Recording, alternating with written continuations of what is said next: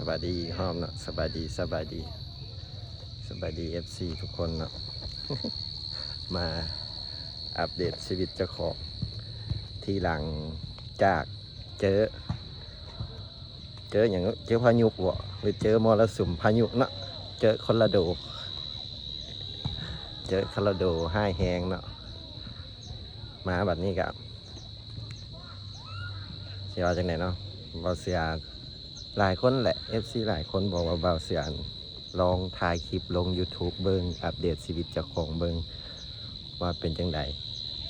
บาเสียกับโบฮู้เนาะอัดคลิปจังใดแล้วกับไปเฮียนก็ไปเฮียนจาก YouTube มาแหละกสิพยายามลงคลิปลงให้อัปเดตชีวิตให้ FC ทุกคนนั่นแหละที่คอยซัพพอร์ตเบาเสือคอยติดตามเบิ่งเบาเสือเนาะวันนี้กับเบาเสือกา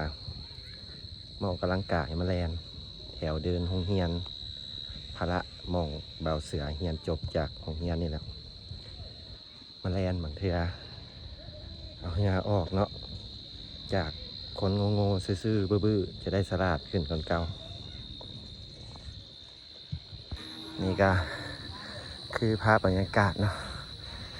แต่ตอนแรงกับตอนเช้าคนจะมาหัดกายมาหัดกายจะเดินเฮียนมาเสือกับบได้เข้ามาเดินเฮียนหลายปีแล้วตั้งแต่เฮียนจบมาก็เกือบฮอดปีหนึ่งแล้วมั้งบ่ได้เข้ามาเดินเฮียนนี่ก็เห็นความเปลี่ยนแปลงหลายเติมตึกของเฮียนสมัยพวกไม่พอเสียเฮียนตึกหอพักตึกของเฮียนอันนี้คือตึกหอพักตึกสโมสรข้างหลังก็เป็นตึกของเฮียนเนี่ยเพราะว่ามาเฮียนครูมันจะลงมีภาพปฏิบัติโดยจริงแล้วก็ทฤษฎีน้ำพร้อม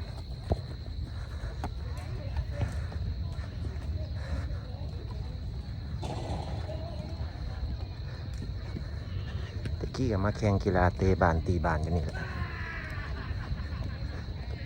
นักพนักงานกันมาตีบานเตะบานกันนี่อันนี้ผู้ใดก็อายุหลายมีครอบมีครัวมีลูกมีเต้าแล้วครับบุคอยมีเวลาคือเก่าแล้วเดี๋ยวนี้ก็มีแต่รุ่นลูกรุ่นหลาน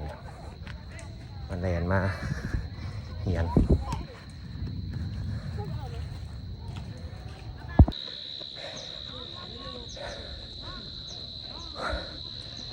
รีเรียนครบได้หอบพอดีหอบโดดแล้วเนาะบริโภคแปลนกำลังกาย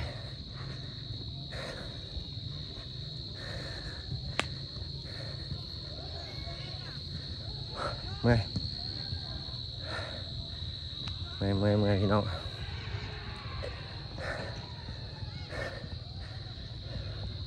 สิบุมีอย่างไรนะพี่น้องถ่ายคลิปมาออกกำลังกายซื่ออัปเดตไม่เป็นอัปเดตชีวิตซื่อว่าปัจจุบันเบาเสือกะโอเคแล้วเนาะอยู่ดีมีแฮงกะเดินหน้าต่อไปทุกคนก็ต้องเดินหน้าต่อไปเพราะว่าเรื่อง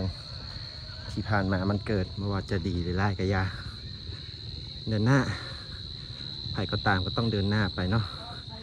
หาทำหน้าที่ตัวเองให้ที่ชอบหน้าที่ตัวเองให้มันได้เนาะเดี๋ยวเราเสือเก็บภาพบรรยากาศที่ทุกคนมาเรียนออกกำลังกายเดินเหียนให้เบิ่ง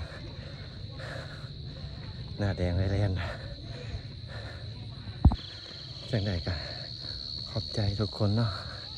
ที่เป็นกำลังใจที่คอยติดตามติดชมคลิปนี้เบาเสือกับสีฝากไว้ซ้ำนี่แหละว่ามีอย่างทายอะไรว่ามีอย่างสิทายอีกมือใหม่เฮียนหัดทายเนี่ยทายเป็นโบเก่งกะ